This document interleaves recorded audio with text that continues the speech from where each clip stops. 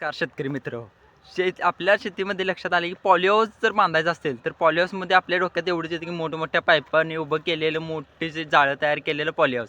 पण इथे एक शेतकरी असा म्हणजे फिरत असताना एक प्लॉटमध्ये आलो आहे. त्या प्लॉटमध्ये ज्यांची मला वाटते द्राक्षाची बाग असेल, द्राक्षाची बागेमध्ये त्यांनी असं केलं आहे की द्राक्षाची बाग गेल्यानंतर जी मंडप तर राहतो ना आपला हे वावर पद्धतीचा असेल ना, त्यांनी मंडप न काढता या मंडपचा वापर करून असे शेडनेट पसरून घेतलेल्या बागेच्या वरती माझ्या अंदाजाने हे 5-7 फुटाच्या आसपास आहे, 6 फुटाच्या आसपास त्यांनी याचा वापर केला आहे.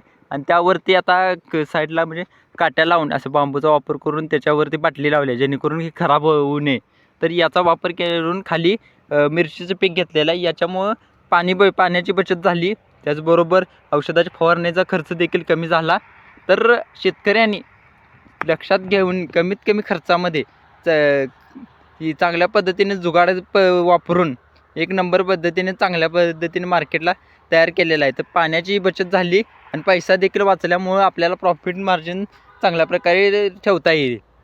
तर तुम्हाला जर असं जुगाड करायचे असेल तर नक्की तुम्ही देखील असे जर जुगाड काही केले असेल तर नक्की कमेंटमध्ये सांगा. आणि काही तुमच्या विभागात काही नवीन पद्धती असेल तर नक्की कमेंटमध्ये सांगण्याचा प्रयत्न करा. धन्यवाद.